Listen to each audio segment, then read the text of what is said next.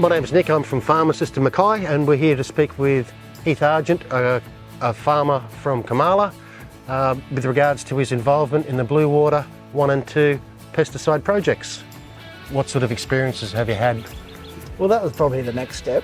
We got the results in and see what we could change to improve them. Basically, I just had the pre-emergent running through Irving legs.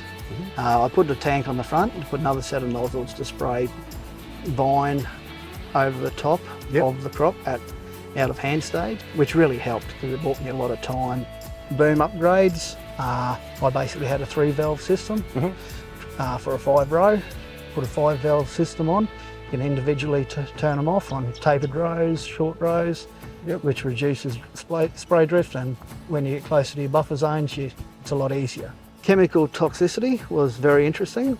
We went through a program which one is high potential of runoff, and using that in low risk times rather than high risk times. Yes. We went through paddock to paddock, determined which weeds were our problems, what herbicides would best be applied, the risk of runoff, time of year, time of application, volume of application, and it gave you a different option of what the original plan was.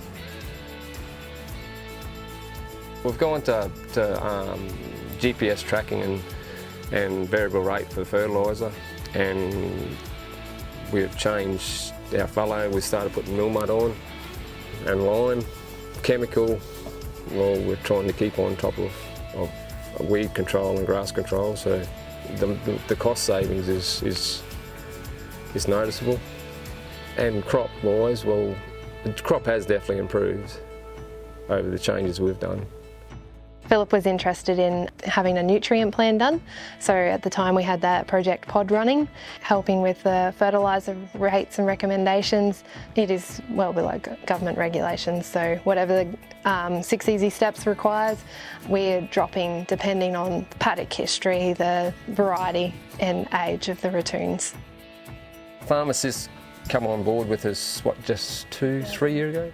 They've done our fertiliser mapping for us, and they've remapped all our soil types and done our soil samples, and last year we jumped on board with the chemical one, with the Bluewater, so they done a chemical overlay for us too. So Matthew drives us up, he's running the fertiliser unit, so it was fitted with the GPS and variable rate control. It was new ballpark for me, on flat out using my phone, let alone the GPS, and yeah, Jeff showed me how to use it. And after the first laps after you got out, I was ready to rip it out. And then I found the volume switch for the beeping, so that was good, and turned that right down. And then I give it the nickname Karen, so I'm getting used to it now, and I can just jump in it and go, and being able to just switch blends and that without even getting out of the tractor. Before we had to change sprockets and that too for the rates, so now it's all just on the run. It's just numbers in the screen and it's just on the run. So being able to keep up with exactly what it's putting on too, that's handy. We're here in the Loadsman family farm, 4th generation farmers in the Plain Creek Mill District. We're having a yarn with Garry with regards to his involvement in Project Bluewater 2 and the project Point of Difference. I've been working with Garry for the last 3.5 to 4 years doing Garry's nutritional plans. So with the Point of Difference project, one of the big things that sort of got Garry involved was the funded EM mapping.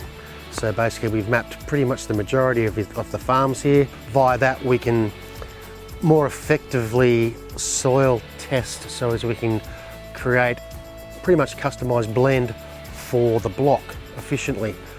And with the Project Bluewater, obviously you said one of the main things that has come out of it for you is the funding to assist with your Suscon applicator box. Has not only linked the funding, but it's also taken some of the EM mapping that was provided under the project Point of Difference with the Bluewater, so as we can now get you some variable rate application maps for the Suscon. Yeah, so blended the two together. Before you if you put Suscon on the whole block, now we can pick out the zones that need Suscon, and instead of manually turning it off and on and remembering it, should just go into a map and engage and disengage. So in the soil types where the cane grubs aren't likely to be anywhere near trees or ridges, and then focus on them areas and just apply it to that. So do you have any idea sort of the area of which Suscon won't be applied to? Or I'd say probably around 60%. So you're farming about, 180 hectares. Mm. So 60% of that, that's a fair old area where Suscon isn't being applied to. Over a growing period, yeah. Yeah, so in reality, we've got a nice creek down there. Looking from some of the satellite imagery, you're close to sort of seagrass beds, and so that's going to have a massive water quality improvement. Yep.